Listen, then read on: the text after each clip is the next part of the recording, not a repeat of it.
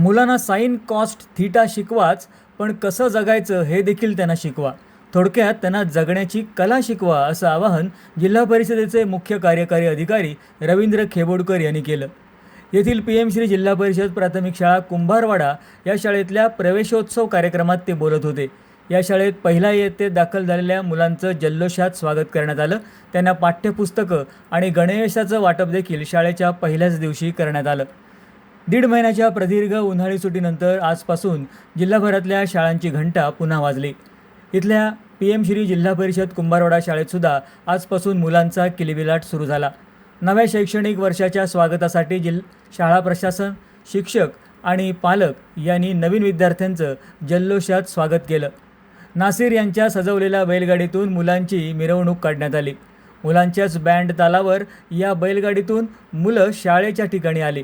शिक्षक गुरुप्रसाद सावंत यांनी या बैलगाडीचं सारथ्य केलं.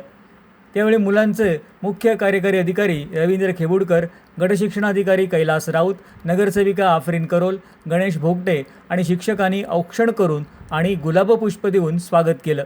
त्यानंतर कुंकुम जलामध्ये पाय बुडवून मुलांच्या पायाचे ठसे कागदावर घेण्यात आले.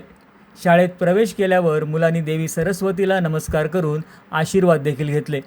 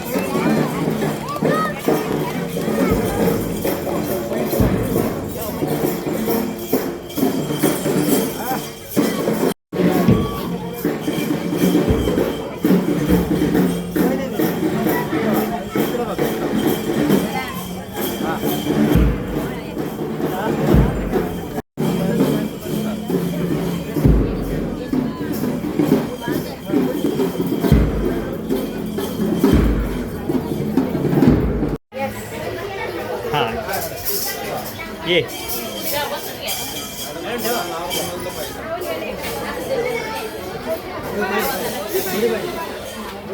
दोन्ही पाय यायला पाहिजे कसे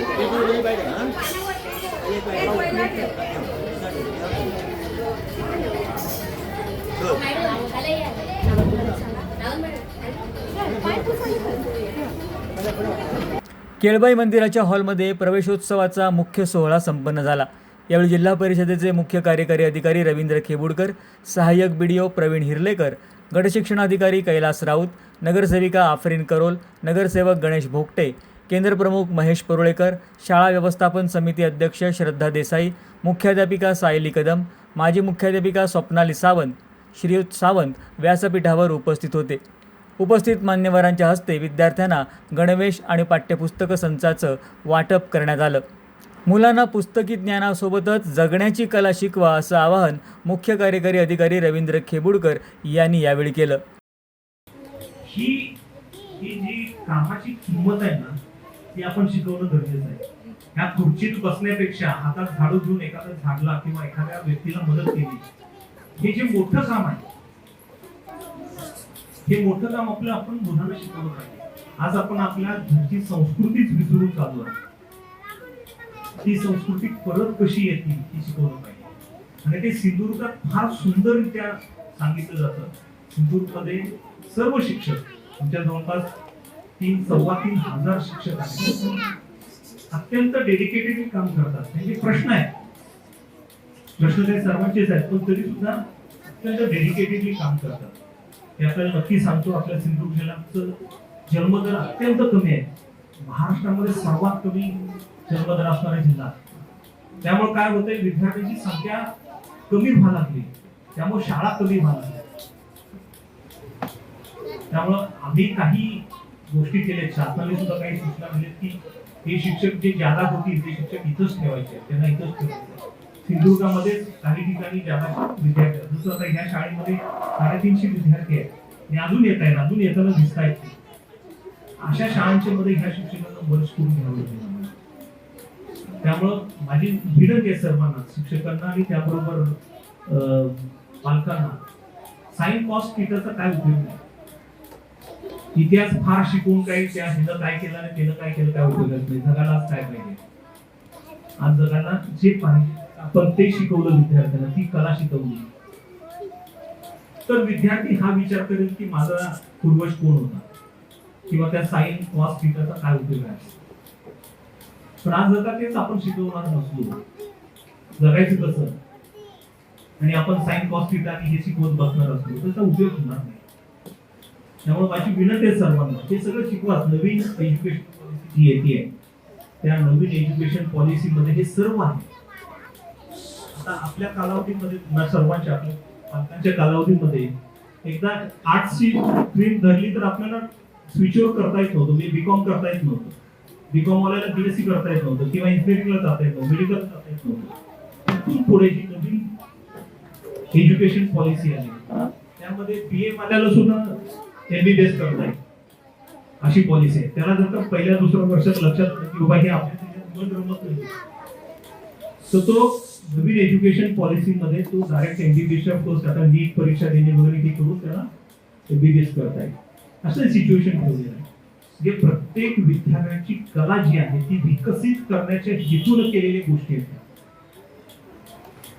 त्यामुळं नवीन येणारी जी संकल्पना आहे, जग बदलत आहे, त्या जगत बदलणं सगळ्या पालकांना माझी विनंती आहे, तुम्ही ते शिकून घ्या. आम्ही शाळांना शिकवतोच आहे. सिंधुदुर्ग जिल्हा एआय युक्त केलाय, भारतातला पहिला जिल्हा जो एआय युक्त झाला. आणि तुमच्या सर्वांच्या सहकार्यामुळे तुमचा जिल्हा परिषद सीईओ हा भारतामधला एकमेव जिल्हा परिषद सीईओ आहे की जो एआय चा वापर जिल्हा परिषद मध्ये करतोय. फक्त जिल्हा परिषद मध्ये नाही, शाळांच्या मध्ये करतोय, अंगणवाडीमध्ये करतोय, ग्रामसेवकांच्या मध्ये, ग्रामपंचायतीमध्ये करतो आहे, हेल्थ डिपार्टमेंट मध्ये पण करतोय. त्यामुळं ह्याचा वापर हळूहळू सुरू झाला, तुम्हाला लक्षात येईल. माझी विनंती आहे तुम्हाला सर्वांना, याचा सुद्धा तुम्ही नवीन टेक्नॉलॉजीचा वापर करायला सुरुवात करा. याच्याही पुढे जाऊन आता एआय सुद्धा हळू काही वर्षामध्ये हे पाठीमागं पडेल आणि एआयच्या पेक्षा वेगळ्या टेक्नॉलॉजी पुढे यायला लागल्या. त्या टेक्नॉलॉजी जर का आज आपण आत्मसात नाही केल्या तर आपण पाठीमागे पडू, आपली मुलं पाठीमागे पडतील. माझी विनंती आहे तुम्हाला सर्वांना, ह्या सगळ्या गोष्टीचा तुम्ही सर्वांनी अंदाज घ्यावा. विद्यार्थ्यांना, आपल्या पालकांना, आपल्या मुलाला किंवा मुलीला कसं पुढे नेता येईल याच्या अनुषंगाने सर्वांनी विचार करावा आणि जगण्याची कला शिकवा. यावेळी सेवानिवृत्त होऊन सुद्धा प्रवेशोत्सवासाठी अपार मेहनत घेणाऱ्या या शाळेच्या निवृत्त उच्च श्रेणी मुख्याध्यापिका स्वप्नाली सावंत यांचा रवींद्र खेवुडकर यांच्या हस्ते सत्कार करण्यात आला. स्वागत स्वप्नाली सावंत आणि इतर शिक्षकांनी केलं. कार्यक्रमाचं सूत्रसंचालन ऋतुजा गावडे यांनी केलं. या प्रवेशोत्सव सोहळ्यानिमित्तानं नव्यानं दाखल झालेल्या मुलांनी आपल्या विविध कला सादर केल्या. कार्यक्रमाला मुख्याध्यापिका सायली कदम, चैत्राली पाटील, ऋतुजा गावडे, स्वराली लाड, वंदना परब, गौरी गोसावी, दीपाली मोहिते, गुरुप्रसाद सावंत तसंच पालक आणि विद्यार्थी मोठ्या संख्येनं उपस्थित होते.